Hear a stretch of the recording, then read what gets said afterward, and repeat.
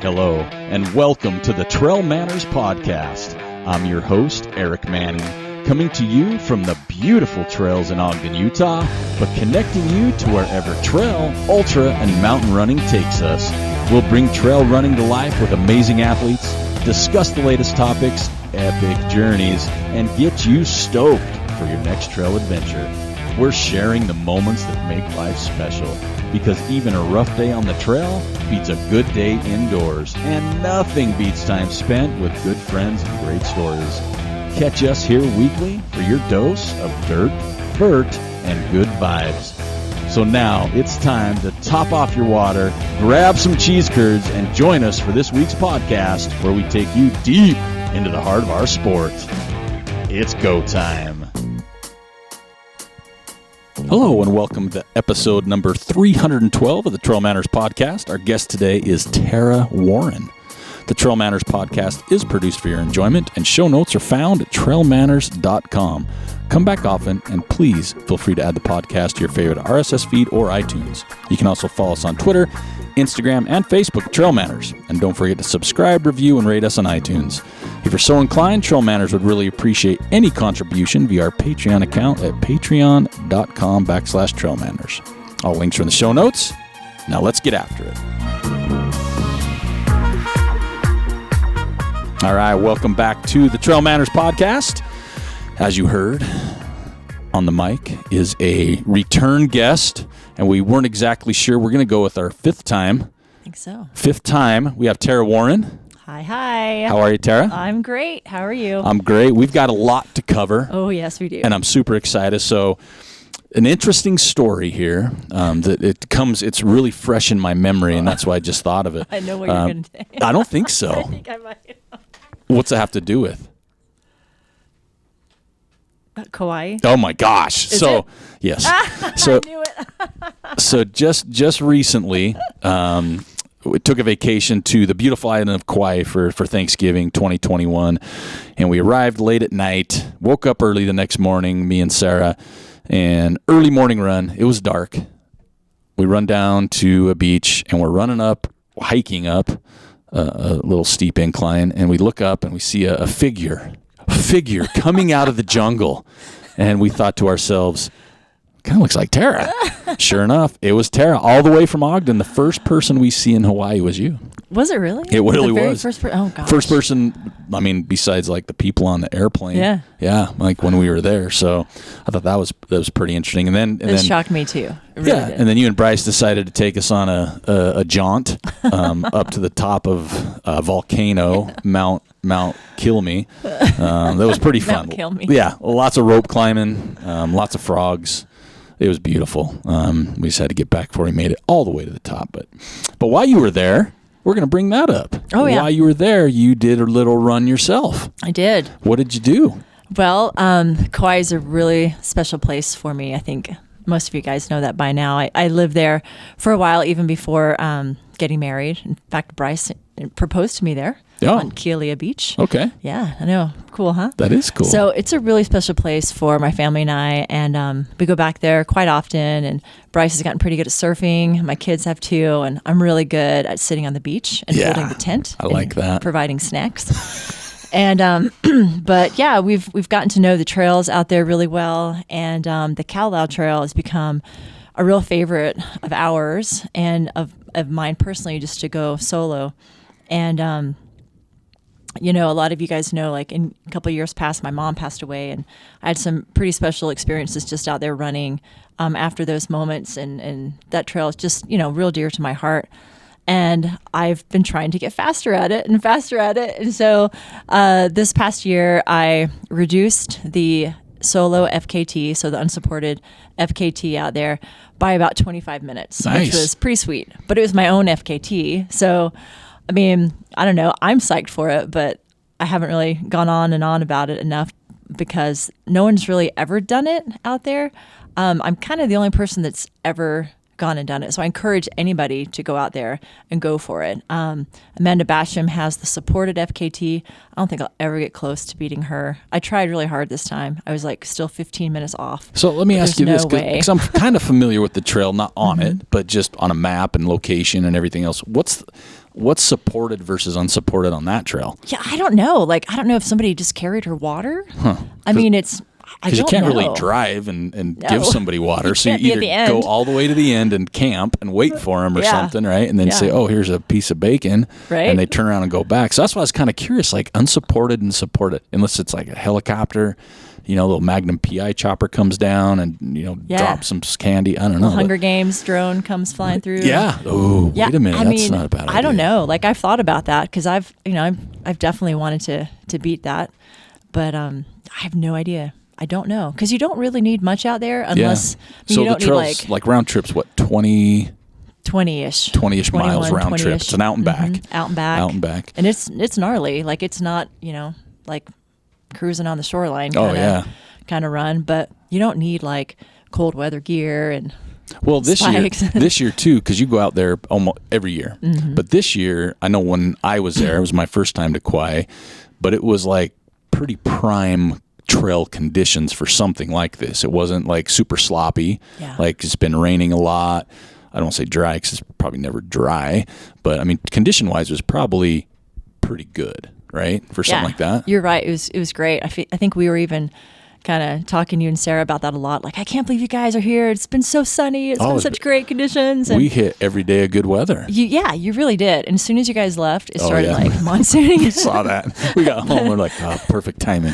But the Kalalau, like, I have never seen it so dry. And I don't know if anyone else does this, but like, I started the run. I pushed start on my watch, and it's kind of that feeling. It's not like a race, but it is like by yourself. Yeah. You're kind of like, okay, well, let's see if I've got it in me. You're like, okay, well, let's just kind of see how it goes. And I think just the first couple, I don't know, like half a mile or so, it was so dry. It was almost like that, I don't know, like cat litter dry. Like it's slick because it's Roots and tropical, But it was so dry. I was like, okay, well, it's now or never. Like, we got to go for it. This is it. We gotta just push. And it was working. And I knew where I wanted to be at certain times, and things were going so well. And I just started to sit back and enjoy it and just let it go. And it was good. Like, it was really good. And I don't think I'll get those type of conditions again. Yeah.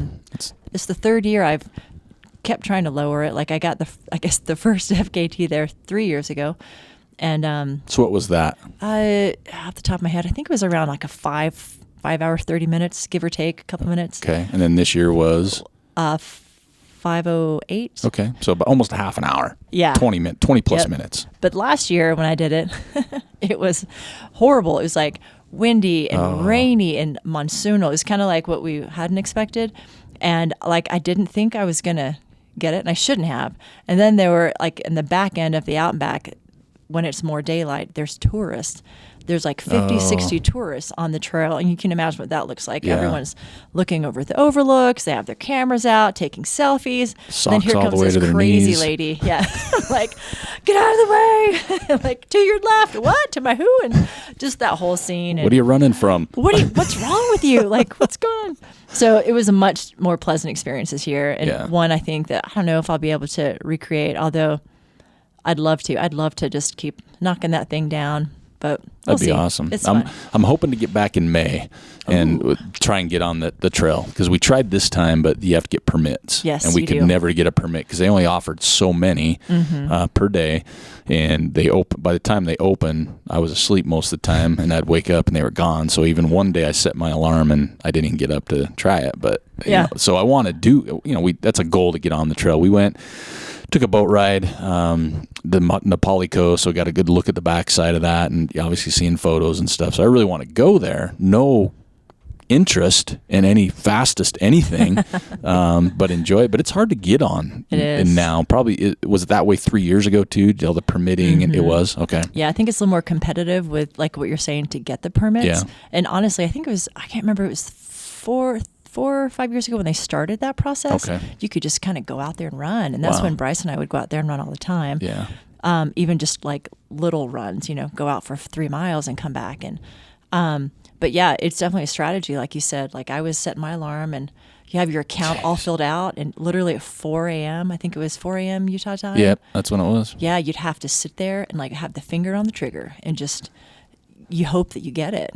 And but anyway, we'll work on that. We'll get you guys squared away. Because we knew we wouldn't do the whole thing. We had our family there, my daughter and her parents. So we thought, well, we just want to go maybe a couple days, but go, like you mentioned, like go out 4, come back 4, 3, whatever it might be. And yeah, no luck. So I was like, maybe next time. Yeah, it's tough. Like they were gone instantly. Yeah, they were. And I was like, man, I want to buy one. I went on the black market. I couldn't find them. I went all through the secret places and I couldn't find them. All the back alleys in Kauai, no one had them. So, so this time, that's the goal, is going in May, and I'll set my alarm every day, and I don't know, maybe pay some tithings. I don't know. Yeah. We'll get in the good graces of somebody. Throw a virgin in a volcano. I don't know what it is. No, we'll figure it out. We got to figure that out. Yeah. So, but yeah, what a beautiful place, though. Oh my gosh. Blown away. I've been to Maui, Oahu, first time to Kauai, and I literally want to go back once or twice a year now. Like, I'm set on it. And people don't think I'm serious. I'm like, no, I'd like to go in May and November. And they're like, twice? I'm like, yeah. It gets in there. It is. I know. I hear you. I got many more trips around the sun. I want to get out there. Especially when it's like 8 degrees outside. And yeah, right here when you wake up. Yeah, I know. 7 degrees. Feels like -4. Yeah, and you're still in shorts. Yeah. So. I bought my first tank top in Kauai on this trip. I've never had a tank top. So congratulations. Really my first tank top. It looks great on you. Yeah, folks, I'm in a polo shirt. I'm super business right now. All right, so next up, let's chat. We had you on. We had Jared on originally in 2016. Yeah, episode 64. Was that right? Yeah, and then we had you and Jared and Sherilyn on in 2018. That was episode 129, and now we're all the way to 312. We're going to talk about RUFA, which, if you're not familiar, it's Running Up for Air, RUFA. It's a mountain challenge that was created to raise money in support of the fight for improved air quality. This has been awesome for so many years, and it started with an awesome fella who does things for the right reasons, always under the radar, Jared Campbell. Like I said, we've had him on, but Tara is one of the race directors, because there's multiple RUFAs. There's actually 2 KUFAs, which is climbing up for air in Ogden and Salt Lake. But right now they've got Malans, which is the iconic peak in Ogden. If you come here, that's what everybody talks about. Malans Mondays and Malans repeats, and you name it, Malans is there. It's February 4th and 5th. There's a 6-hour, 12-hour, and 24-hour option. And I did sign up for the 6-hour. Way to go. So I am going to go up once. Yep. In 6 hours. It's 5.9 miles-ish and 2,300 feet of climbing per lap. And the idea is, in those time segments, get up and down as many times as you can. There's also the Grandeur one, which is the same weekend. They have a 6, 12, and 24-hour. That one's 6 miles, so about the same distance, with 2,700 feet per lap. Mount Sentinel in Missouri, for all you out there, February 12th. Missoula. Oh, that's why I have it. It says Missoula on my paper. Yeah, it's fine. It's in Mississippi. It's in Madagascar. It's in Miss America pageant. It's the Miss America. Mount Sentinel in Missoula. February 12th. They have a 3-hour, 6-hour, and 12-hour. Theirs is 4 miles with 1,400 feet. Rock Canyon, which was previously in Provo. It's always been in Provo. Provo hasn't moved, but it used to be, had a different name to it. It's February 25th and 26th, 7.5 miles a loop, 2,800 feet. So that's a little bit further. It's a little further. And then Staunton Rocks. Wow, I got Mississippi wrong, but I got Staunton right. Staunton Rocks. Staunton Rocks, February 25th and 26th. They've got a 3, 6, 12, and 24-hour, 9 miles. With 1,600 feet. And that's put on by the folks that Suffer Better and Peter Downing, am I right? Good friend of the show, super cool guy. Hi, Peter. Peter's got to be listening. He's still got to like me a little bit. I'm sure. So you're the race director here in Ogden. Grandeur is? Jared Campbell. Jared the man. Who's the one for Mount Sentinel in Missoula? That would be Jeff. And Jeff, if I'm slaughtering your name, man, I'm sorry. It's Montegaro. Okay. Yep. I know you're talking about. Am I saying that right? I don't know if you're saying it right. I mispronounced Missoula for hell's sakes. Yeah, good point. So, and he's the director for the Rut and a lot of other exciting races out there. He's a great guy. And then we've got Matt and Wendy Clark, for Rock Canyon. Rocking the Rock Canyon down in Provo. Nice. So that's our crew. That's the race directing crew. So it has grown over the years. It originally is a grandeur run, and then second was Malans. Or was it Squaw? Yeah, no, actually, I believe Peter started doing his. Oh, that is right. That is right. I remember he actually, funny story, he actually reached out to me to ask me if I knew Jared's info. Oh, okay. And I was like, all right, I'm a connector. You spill the beans. Yeah. So, and then, then we got it going that next year. And so this is our third year here in Ogden, putting it on. Because we had 1 year paused. Yeah, that stinking deal. Yep.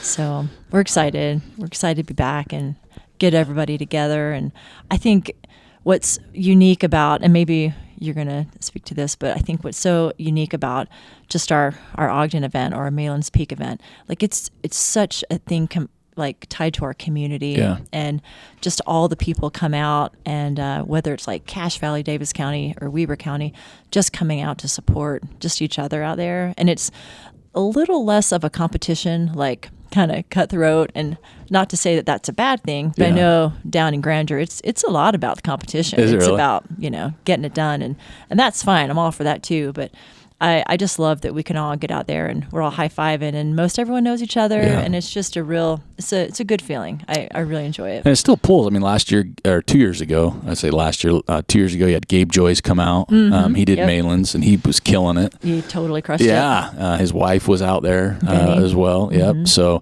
I mean, it's interesting. You have Luke Nelson that comes down, to run. I mean, there's numerous, like, quote unquote, the OG or some names in the trail running community. But that's what, like Malans, this is the first time I've done the RUFA or coming up to do it. But I always show up because it's just, everybody. And it's just fun to see people get worked too. Yep. The people 24 hours of up and down Malans. I mean, twice up and down that thing is an achievement. 3 times is like you're entering a different atmosphere. After that, you're just, I'll just get out of your way, right? No kidding. Do you know off the top of your head some of the records on any of these? Since I don't. Oh, man.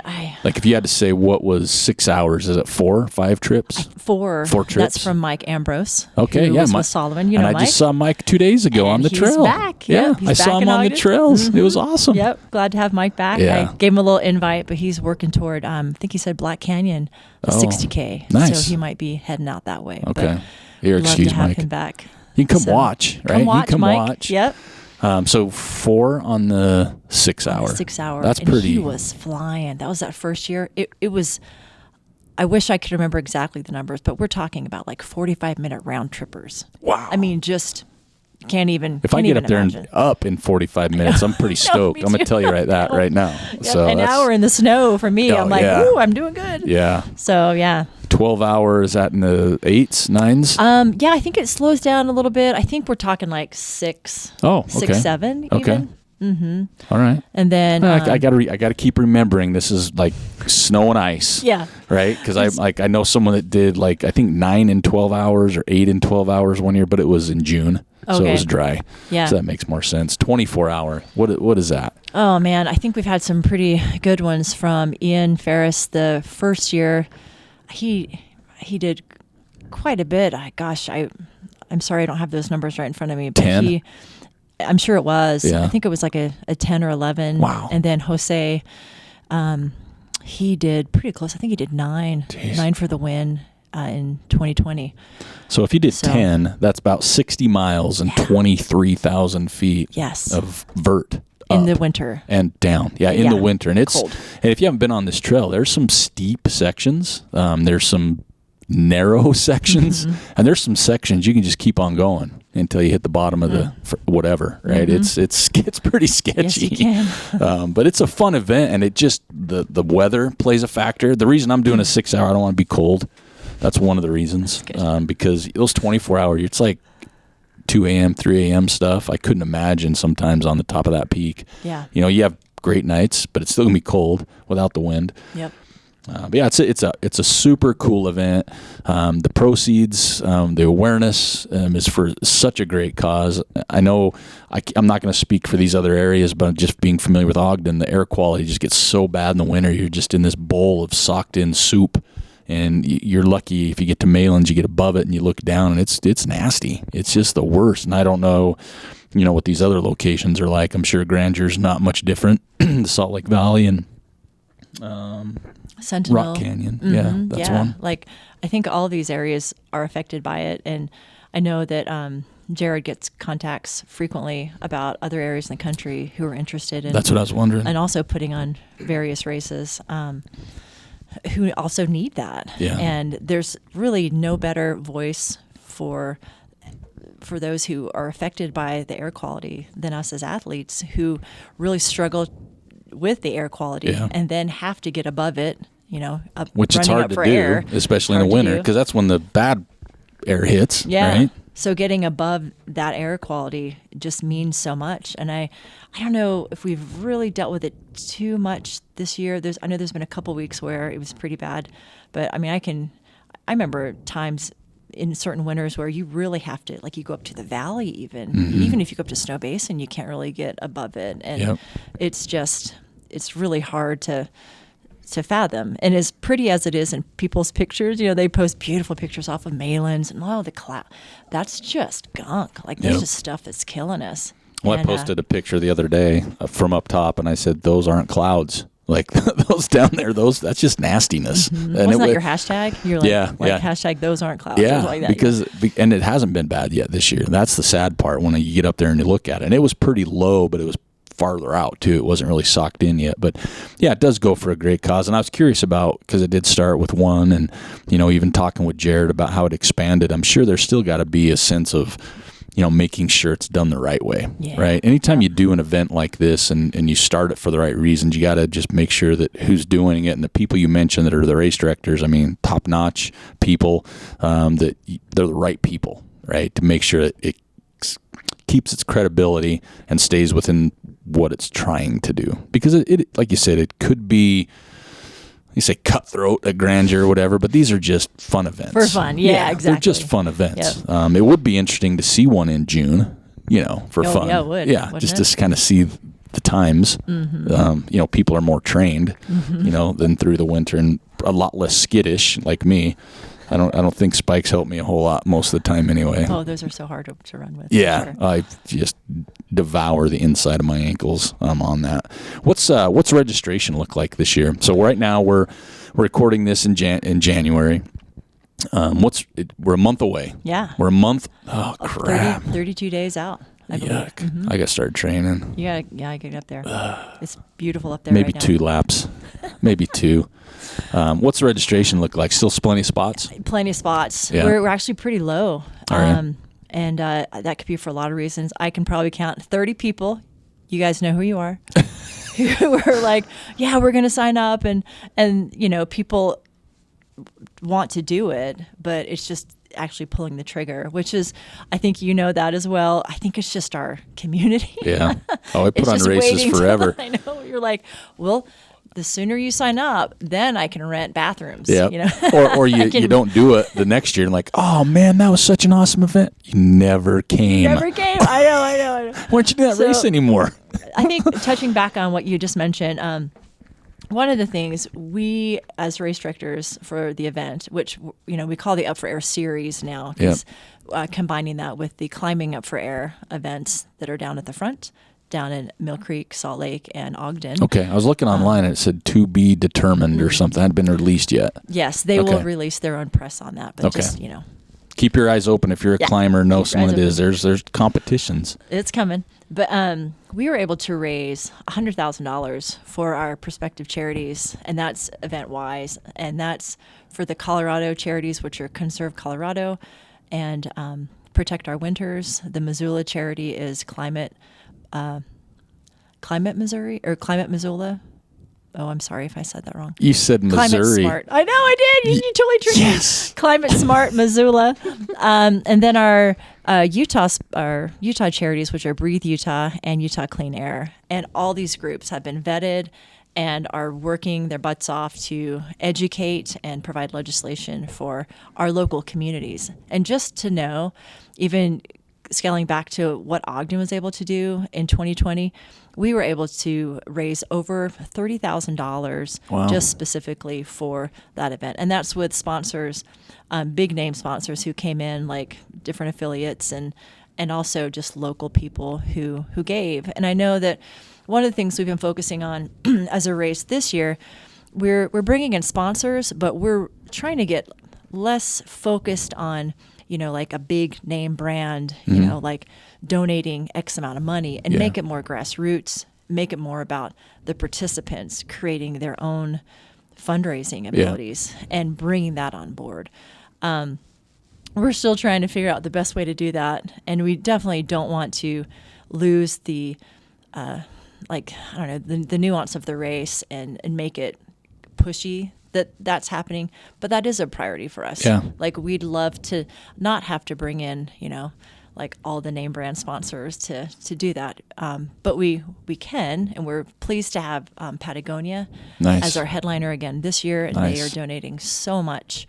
And also another one we can announce is Black Diamond. They're perfect. A fantastic sponsor again. They've been doing this for years now. We've got a couple more in the works.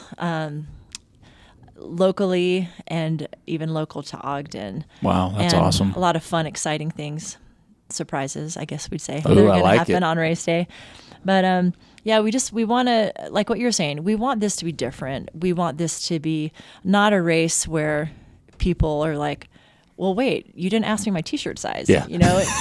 No, we're not going to give out t-shirts. We're not going to do like medals. This is more about, hey, here I am. What can I do to help? Here I am as the racer. What can I do beyond paying my race registration fee to help with the event? Yeah. And that is in the fundraising arena. And everything is donated directly to these charities. I don't get a dime. Mama doesn't get a new coat. I don't get new shoes. It's all donated, which is just so thrilling. At the end of all of the races, all of us getting back together, all 6 of us, and looking at what we've brought in and watching this money go back out to the charities. And it's awesome. Yeah. It's so rewarding. And that's like the legacy that I'd like to see happen in our community. Yeah. Because it is hard to put on races here locally. It is hard to get this going. And it's just a thrill. It's exciting. Good to give back. Well, I think it's, community based, right? And when you talk about the race directors and locations, it's kind of the same thing. They have their own people, right? If you will, their own group. And I really like what you said, because I think that's something that I know I've been asked before about this, is like, okay, well, where does the money go? They're not cleaning up the air, but you said it. It's like education, and it's like talking to legislators. I mean, there's ways to do this. It's not going to happen tomorrow, but it's even that education component. It's overlooked, especially if you're not outside much. If you are indoors all the time, whether you're a legislator, a congressperson, whatever, if you're inside all the time, it doesn't affect you, right? So you think. But you also have children. You also have people, like you mentioned, putting the athlete in the forefront, or the person who just likes to be outside. There's people that hike Malans all the time that wouldn't consider themselves athletes.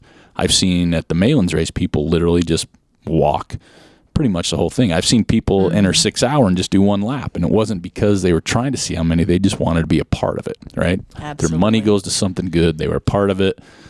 You can come out to these races and you don't have to think, well, how many times can I do it? You can just do it once and just be a part of it. Do it once. Help out. There's volunteer work. Yep, and do it once. Yeah. Call it good. Yep. So, and that's what I think. So with Malans, there are different start times. So 24 hour, that one starts on Friday the 4th. Yes. So these were new we did this in 2020. We did like the Friday night 24-hour start just to kind of go through the night. So we have all the races ending at 6 p.m. on Saturday night as a finale instead of like 6 o'clock in the morning. Yeah. Because you were there that 1 year at 6 in the morning. That's just not really very We fun. were there like 4 setting up the canopy, and my hands were freezing to the pole. That was so hard. It was so hard. So I think that was a fun adjustment. We haven't really gotten to like talk about that too much, just because, no kidding, 2 weeks after 2020 RUFA, like that's when everything shut down. Yep. Like we even had problems getting prizes out to runners and all that stuff. So yes, that was a really positive thing. So the 24 hours starting at 6 p.m. on Friday night was good, and we're going to do that again. And likewise, we have we have 3 different 6-hour slots. Yep. That's hard to say. And so that Friday night, we call it Friday Night Lights or Friday Night Date Night even. Oh, wow. So Friday night at 6 p.m., they'll start the 6-hour shift along with the 24 hours group. And so they all go out, and they can do 1 lap or many as they want. And that's the fun part. Yeah. And then to go on at 6, I wonder if I need my cheat sheet. Maybe you've got a cheat sheet there. So maybe I do. Oh, good. Then at 6 a.m. on Saturday morning, we've got the 12-hour that's going to start. And that's always it's a big group. It's a fun group. So they go from 6 a.m. to 6 p.m. And then at 7 a.m., we have our next 6-hour group going. And then, so they'll end at 1 p.m.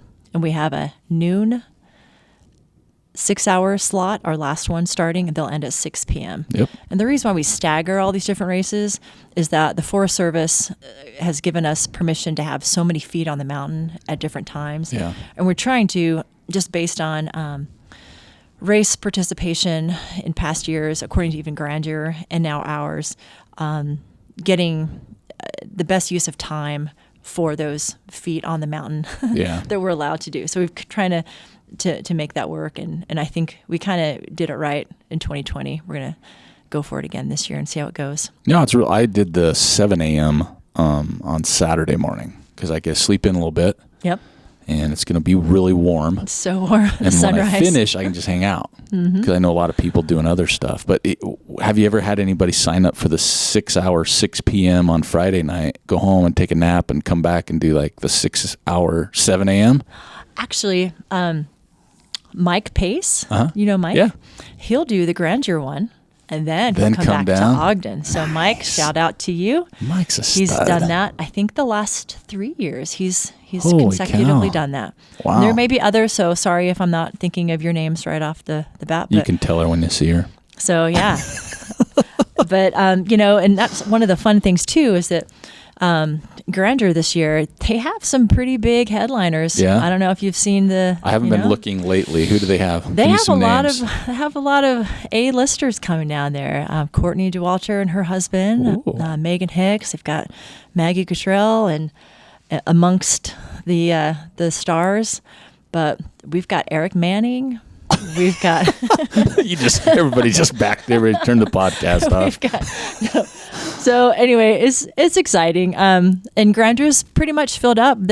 He's got wait lists of 30 plus people on various races, and I'm just telling you, you know what, guys? Come up down. to Ogden. Yeah. Like, get off the wait list. Come up this way. We'll show you a good time. Put you on a pretty mountain, and we're gonna have a big party at 6 p.m. When the race ends, if everything holds up here in the next couple of weeks. Yeah, right. Cross your fingers on all that. I think it's so cold. I don't think it can survive in the cold though, and the muck. Maybe that's my thing. Well, we'll hope so. But we're gonna have the award ceremony right there at 6 p.m. Oh, nice. As everybody ends and have it catered and have a really good time. We're gonna have a special guest on the guitar at the end, and right on. Yeah, we're looking forward to that. Sheesh, so the more the merrier. Blowing so up now. all you guys who are on the wait list down there, let's go. Get you off the wait list. Come on up here. Malans is awesome. We'll have a good time. I'll be high-fiving the whole time, or elbow bumping, yeah, whatever you need. Whatever you need. As long as both of us stay on the trail, I will bump something. We'll air high fives. Yeah, there we go. Yeah, no, I'm really looking forward to it. I mean, it's work. It's not easy. No. And I think that's what makes it fun, though, too. It always feels good to get that work in. I get nervous about it, too, though. Because it's the next day is what I'm nervous about. Like how you're going to feel? Yeah. If my quads want to cooperate. If I'm going to be like taking a bath or taking a shower, I mean that's a commitment on one side or the other. But all of them though, I mean there's some movement to it. I can't believe that 9 miles on Staunton. That's a loop. It's a loop. They have a 3-hour one too. So I'm like, I'd be lucky with. It's 1,600 feet over 9 miles, so that's still not easy. Right? No. I mean, you're out there and it's snow, the conditions. How are the other races doing? Do you know? How are they filling up? It's about the same. Yeah. Besides the Salt Lake race fill-in. I think the other 4 are still pretty wide open. I know Provo's pretty open. Yeah. A lot of people. Oh, and here's another catchphrase for you. A lot of people do the DUFA. The DUFA. See if you can figure that one out. I'll just say double up for air. That's Is that it. What so they'll do the 2. Okay. So they'll do either. I felt like I was on the spot here. I don't like that. I don't know. So you do the DUFA. I think the Clarks came up with that last year. So you just do one of the other races, and then you come do the one down in Provo too, the Rock Canyon. Wow. So yeah, you can do the DUFA from doing any of the other races, and that's kind of fun. And no, there's no discount. Come on, you guys. This is a fundraiser. It's not. Like, you don't need a discount. Just pony up. Just, you don't need a discount code. You don't need a discount Just code. come, put the money in. You don't need a T-shirt. It goes somewhere good. So what's it like? So we're talking Malans. What's it like on top? If I'm a runner. Yeah. I know there's 8 up there. What am I looking at? For the aid station? Yeah. Well, that's a good question. That's a good question. And that's kind of a tender thing too. Like, it's going to be a bummer. Like our good buddy Matt Gunn ran that aid station for the past 2 years we've done this, and we'll be thinking of him quite a bit. So it'll be a new wave of what that's going to look like.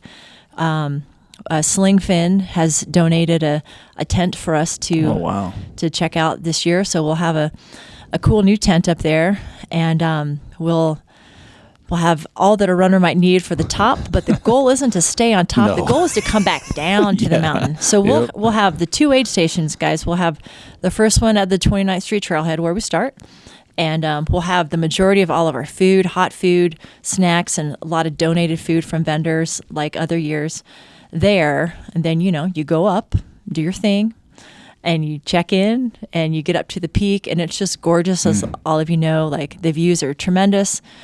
Hopefully there'll be views that night too, and there's going to be light refreshments at the tent this year, and you just come down and you make it a lap, and there's really no rush unless you're going for your own personal, your own person. You can come down, you can take a nap, hang out safely, and go back up when you're ready, and we're all going to be there cheering for you. I mean, me and my crew will all be there through the night. We've got a great volunteer crew. Always do lined there. Up. Yeah. I have a lot of people still asking if they can come help to volunteer, and I'm still taking people, but the best thing you can do now is just to sign up to come run. Yeah.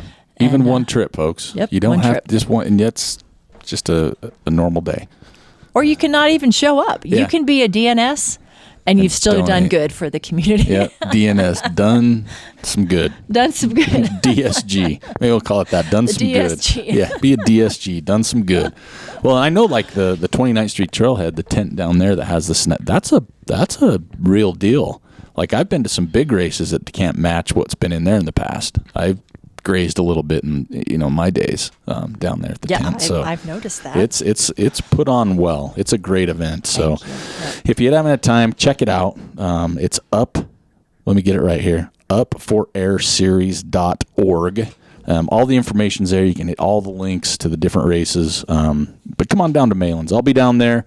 I'm going to run or hike or participate and done some good while I'm there. And I'm going to hang out too, safely. But I'll be there cheering people on and saying hi to folks. So we'll switch gears just a little now. We got your race director cap. We're going to put that to the side. Okay, taking that off. Put that to the side. We're going to throw on your Hokas. Yep. And now we're going to talk about something else that's coming up, probably quicker. Oh, boy. It's not 32 days out. It's a little sooner. It's called the Hurt 100. Yeah. So listeners, if you listened in the past, we had Preston Wood come on. He talked a little bit about the Hurt before. Tara was on the wait list, and she has to go back to Hawaii now too. So she just got back in December from Kauai. Now she has to go to Oahu to play on another island. Yeah. So how you feeling about that? Well, they're making me go. It's hard. No, it must be tough. I'm so excited. I'm so excited. I can't even express how excited I am. I've been trying to do this race for a lot of years, and I was on the wait list. The previous year they had wait lists, which I don't remember now. You know how all that's kind of fuzzy? Everything's fuzzy. I don't remember which one that was. I don't know what state Missoula's in. Yeah, no, I don't either. But So the last time they had a wait list, I was on that. And so I just kind of waited and waited. And it's been the year of wait list races for me. I was waitlisted on High Lonesome. That's right. Yeah. So it's just been one of those things. And I saw it creeping up, and I kind of thought, I think we're going for it. And I started some good training blocks a little bit like in October-ish before it was official. And I've just been working hard, and we'll just got to see how it all comes together. I'm sitting here shivering right now because I'm always cold. But I'm telling you, Hawaii running for me is just where it's at. Like, that's just my jam. Like, I get it. Like, I'm familiar with how that all works. And even though I've never been on this course, I'm not at all trying to sound like I know what I'm talking about. But I love running in Hawaii. I love running in Kauai, but I love that.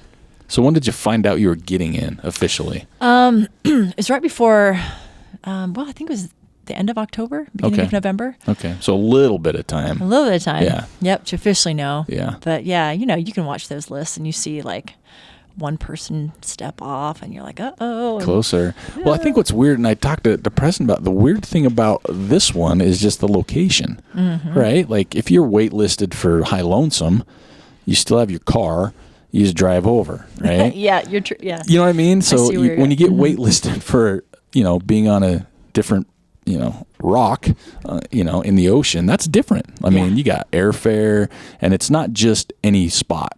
This is a vacation spot, so people go there anyway. And where we've been, people are getting out. Places are way crowded. Now they're backing down maybe a little bit. But it's a little different being because you got your travel plans.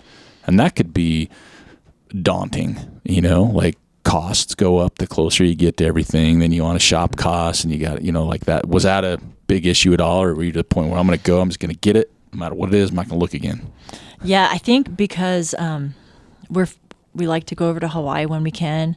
We kind of have our own little thing of how we work that, of what we know is like good value and not, and how that is. And so I just jumped on it and it was a good deal. And it was almost before, like, Hawaii's been reasonably conservative with all of their COVID protocol, and it makes sense why they are, and so haven't really opened up as much, and things have been a little bit slower to increase, and now they've decreased again. And I honestly hope that we have the race on with things going on there in the last couple of weeks.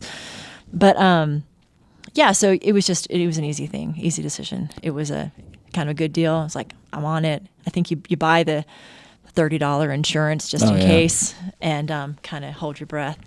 I think I might have bought the ticket before I was officially. You knew you were Bryce. close enough. Yeah. I was like, this is a good deal. I'm going to just I can't miss cross this my one. finger. Yeah. So, and I think it's amazing, like, how many of us here just locally are going. Yeah. Like I heard 7 in Utah. Yeah, runners like just from Utah. Sylvia Greer. I'm so excited to pal around with her, and it's gonna be great. So this race is on the 15th, January 15th, Saturday. When are you headed over? On the 12th. The 12th, and are you staying much after?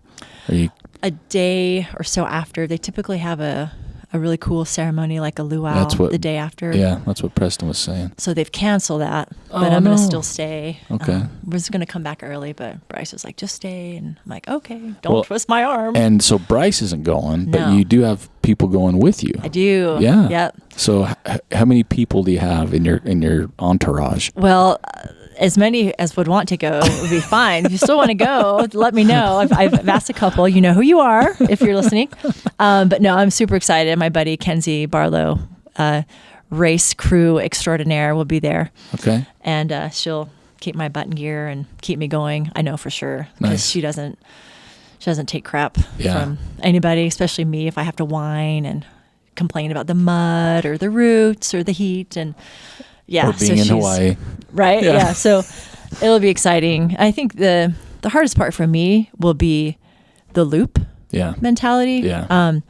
I know I'm not good at that. Like, I 100% know. I did Orcas also in 2020, and that just about... Is that a 5 that one you did 4 or 5 loops? 4 loops. 4 loops. Okay. And that about wrecked me. Yeah. Physically, I felt fine, even though it's a 100-miler and you're dying. But like mentally, I just remember before starting my 4th loop with that, and I was out there by myself, and it was just, the typical horrendous weather that I always find myself in, no matter what. Don't run when Tara's run a race. Don't register. Yeah, me or Jim Skaggs. We bring the apocalyptic weather. That's true. It's true. That's true. But it was that, and it was the apocalyptic weather. I was sitting in a chair, and I had all my 80 pounds of gear on because I was so cold and wet, and I was leaning over on my knees, and I was just sobbing, and not because everything sucked. It's like I just didn't want to do that loop again. I mean, it's such like a mind trick to do that, and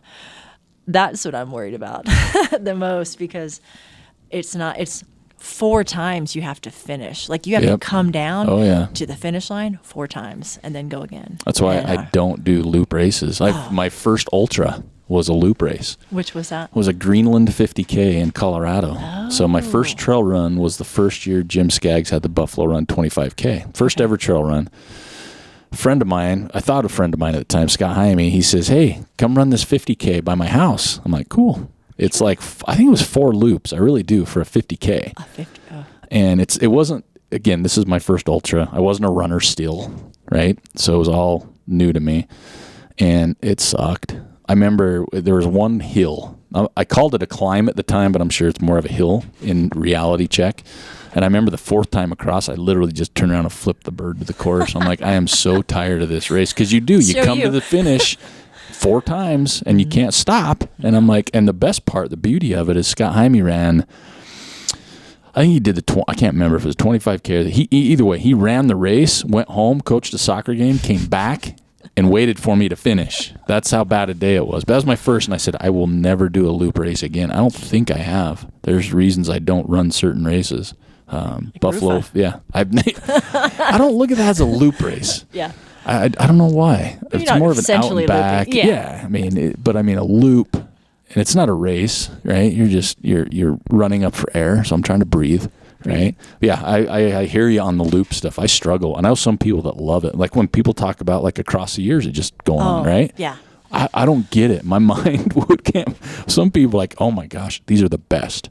And I'm thinking, I've never tried it, so I can't say yes or no. But I did run the 800 in junior high. Oh. So I know what going around in circles is like. I didn't like it then either. That's a loop. Yeah. So I hear you on that. What about a backyard race? Like that format, where you've got the loop? Yeah, because they have one in Utah this year, and I've looked at that, and I don't know if I could do that either, to be honest with you. I just don't. Everybody has their thing, right? And why they run. And that's not why I run, I guess. And that's why I look at it and go, well, it'd be interesting, but it's not. I wouldn't enjoy it, right? Or maybe I would, and I'd surprise myself. But I run. People tell me all the time about time and distance and numbers and everything else. Like I just run because I enjoy it, and if I don't enjoy it, I don't want to do it. Right. That's just how I am. And it's like, well, you're missing training. I'm like, I know, but I don't enjoy it right now. If I force myself, sometimes it takes the fun out of it, I think. So I think that's where I would struggle. Yeah. So with the hurt, you started training early in your blocks. You're ready though. I mean, you feel like you're ready, like fitness wise, 100 miles, because it's tough in these areas where you get snow and cold to train like that through this time of year. So you feel like you've done it and you're ready. Well, best you can. I mean, we'll find out, right? But I mean, you feel comfortable and confident enough in your fitness, right? Yeah, and maybe you've recognized this too. Like I think it's strange. Like, if you're doing a tempo run, or I'm much more casual about it. I'll just do like different parts of my run fast, and in the cold weather, you can't really tell if you're going fast. Yeah. Do you feel like that? Yeah. Like I don't go fast, but I know what you're saying. I don't. If I'm downhill, downhill, yeah. Well, that's for example, like even today, like I was running down the hill to 29th from Waterfall, like the Jeep road thing, all the way down, and I had to look at my watch to see if I was going, because you can't tell if you're going fast because you're so cold. You're like, am I going fast? And you're running different because it's a little wonky. You're off camber. You're like, oh, okay. Well, no, I wasn't really going that fast. Or same thing just above that, like when you're running toward Waterfall there, like, on that part. And you're like, wow, I think I'm going pretty good. And then you look down, you're like, oh, that was a 14-minute mile. That's so funny. I thought it was like 9, you know, and so I don't know, trail running is so weird. Yeah, I think combination of the cold, the weather, and the footing. The footing, yeah. Yeah, because you just don't know. Right? You don't know. Yeah. Which is similar. And this is how I like justify it, because that'll be similar to hurt. Yeah. The only thing. And like if you close your eyes enough, it kind of looks like sand, but you're not really in sand at hurt. But just the footing is so off. Yeah. From the rooted areas to just the mud, and it doesn't even have to be mud at first, but just the foot traffic, even over no mud will create mud. Yep. So sadly, I'm happy with mud. I can deal with mud. I don't like mud. I hate mud, but I can deal with it. I'm excited. I'm ready. Like, I'm excited to see kind of what this is all about. Yeah. It's always talked about as one of the toughest hundreds there is. I like to test that theory and see. I've done some doozies, and I'm excited to rank this one. Yeah, where that might be. But you never know. It might be horrible. It might not make 2 laps. You will. But they have that cutoff, which makes it interesting at 36 hours. And there's all different strategies out there on the internet. I've read so many race reports and watched so many videos about, keep it to 6-hour loops, and then over time you'll be just fine. Yeah. Or some are like, hurry and do your loops fast so that when it's horrible at the end, you bank your time, which that never works for me. That never works for me. Never works for me. But so I just don't know. I think you just go out and just see how it goes. Like, I've become friends with Anna, and Anna, I'm sorry I can't say your name right either. Anna, who won the female portion of Hurt the last time they ran it, which might have been 2020. And she's just a sweetheart, and she's tough as nails, and she went out there and just killed it in 28 hours that year. And so she's been out here a couple times to Utah, and I've hung out with her and run with her, and it's been fun to watch her train and see her highs and lows and what she does. And she's probably like 30 years younger than me, but she's definitely one to watch, and will be fun to see how she paces herself out. Is she going to be there again? Yeah, okay. She'll be running that so it's again this Anna year. Albright. From she's from Honolulu. She lives there. Okay. Yeah, well, that's not local. a bad thing to have under your belt. I know. When you're doing something like it's that. It's her backyard. Yeah, she goes and trains on that like every day almost. So. Well, she won last time by over 3 hours. Mm-hmm. Wow. And second place was no slouch. She is not. Denise. We love Dee too. Yeah. She'll be out there again this year too. That's So it'll be a real fun contingency amongst the female. Well, I think with all of you, everybody that you know out there, it'll be fun just seeing people throughout the day, throughout the times. And then everything you do hear about it's just first class, put on the aid stations, the environment. Like you said, it's just, there was a lot of times I wanted to run this race.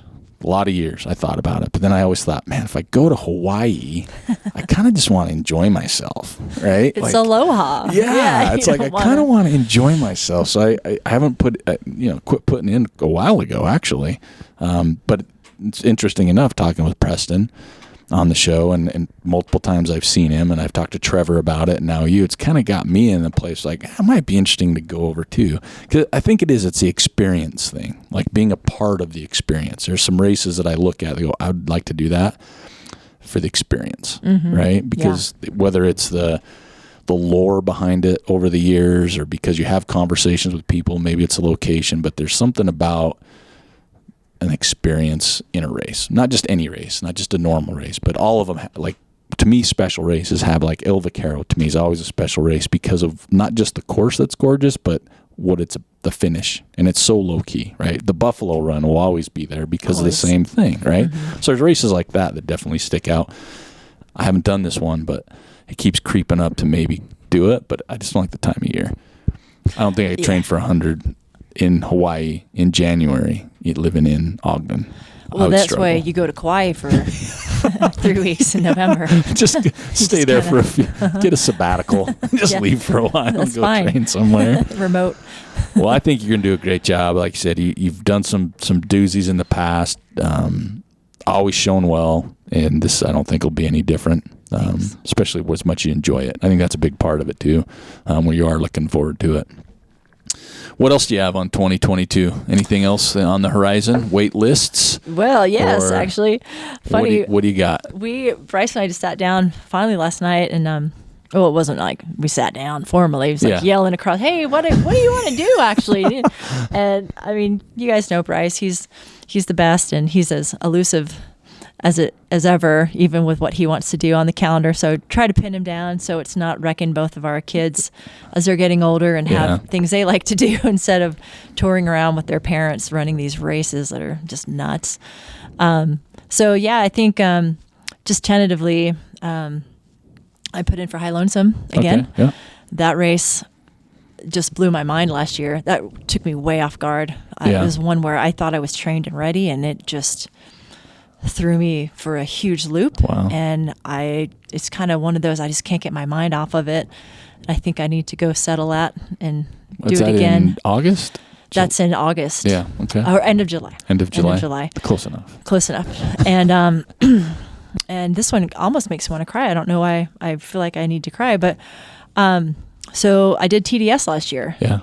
And that was pretty amazing. It was just something I can't even express. It was just a lot, and learned a lot about myself in those hours there on the side of the mountain, and spent some good time reflecting about even why I like to do this and what in the world am I doing out here, and kind of just wrote that off. Didn't really have a lot of qualifiers last year, and just thought that was kind of it for my UTMB experiences, and they invited us back. Oh, nice.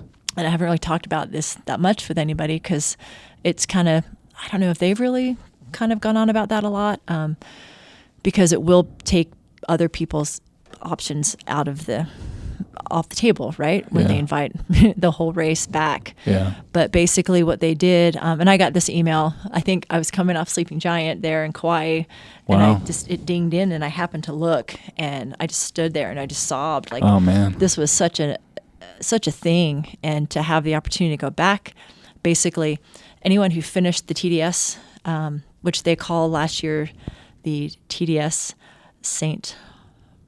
Oh, here I go with the names again. Montana. I was gonna say Saint Missouri. Montana. So anyway, who finished that race, because they named it something different, and we got the particular points from that race. Yeah. Anybody who finished that gets to bypass the lottery. Oh wow. If they have enough points or stones or pebbles, whatever bricks, to do that again. And I do have enough, just barely. So we're going for it. Nice. And so those are two on the list. When's that? That's the end of September. Okay. Is Bryce heading over there with you? He will. Yeah. I think he enjoys it more than me because he just plays all day Yeah. while I'm tapering. That's awesome. So he loves it. Bighorn. Nice. I'm going back. You guys, your experience last year, I mean, I know it's different, but that place has a special place in my heart too. And I've got to get back there. Love it. I absolutely loved that course. Even though I didn't finish it, it killed me. Wow, it was a lot different than I thought. I wasn't ready for the heat, number one, but just the beauty there was unbelievable. Mm-hmm. Like blown away. I seen photos, heard about it, but it wasn't even close. It was gorgeous. That river. Oh man. That rager. Oh, that was so nice. I love that place. I would go back to that one for sure, but not next year. Not next year. Yeah. Well, and then Vaquero Loco. Yeah. I've never done it. That's a favorite one for Bryce. Oh yeah. And he convinced me to do it, and I went to sign up last night. And there's a wait list. Yep. So good job, Ty. Yeah. There's about 45 people deep. So we'll see. Yep. I don't know. Yeah, this is, I'm excited to do that. This will be my 7th or 8th time at that one. Oh, awesome. And it's just one of those, I want to do new stuff, but this one just always calls me back. And there's so many during that time frame of like good, legit races I want to do, but I just love it up there, and I get to see Ty. So I mean, that's a win-win. But yeah, the course is gorgeous. Everything about it's just awesome. Yeah, everything about that's a good one. Yeah. Is that is Bryce running El Vaquero then too? I think he will. I think he and Ty are related. Are they really? Yeah, they're like, you can't put a tree with them on the same limb, but they're both from Star Valley. They're Star Valley folks. Somewhere. And somehow, I can't remember exactly, but they figured out that they're related, or maybe they want to be related. I don't know. Something I want like to be that. related to people. I know. How do you do that? So I'm hoping he'll do it. But we go back and forth. We have to trade off again, just Yeah. kiddos. And so, yeah, Nice. we'll see. But Sounds he's like got a pretty solid year, though. pretty solid. Does he have his kind of ideas then, too, from across the room last night? He does, but I'll not announce them here because he might. He doesn't. He'll not do it He's then. under the radar guy. Yeah. Yeah. So, yeah. You never but- know when you're going to see Bryce. It's true. Or where. Yeah. Yeah. But he's got his kind of figured out, too. He's thinking about it. Definitely the bear. Yeah. He's still working toward that 10th year. Wow. He's getting real close. But so, and then he's got some other things kind of in the works he's thinking about. But Good. yeah, he's just the best partner and support for me. And I want to be ask related so to Bryce. much. I decided. Where's that Okay. tree at? So anyway, he's just the best, and I appreciate him so much. Like even now, he's at home wrangling the kids, our crazy boys, and Feeding them sugar. getting dinner. Yeah, hopefully not Yeah. sugar. Trade off. Well, it's funny when I first met Bryce, I started to know Bryce because of the running. He was always by himself. I was always scared of him. Oh, Always. And I'd be okay. running with Joel, and Joel knew him too. And I would always be like, oh, crap, here comes Bryce. Oh no. Yeah. Okay. I didn't know if he'd stop and say hi. I didn't know if he'd recognize me. And I just was always nervous with Bryce. But yeah, he's like the nicest guy ever. Yeah. But yeah, when you run, like still sometimes I get goosebumps when I see him. I'm like, we ran into him up near Malans one day. He was just hiking with your dog. And I was running, and we came down and he was there. In fact, Bryce is when he was like, you need to start your podcast back up again. And I was like, what?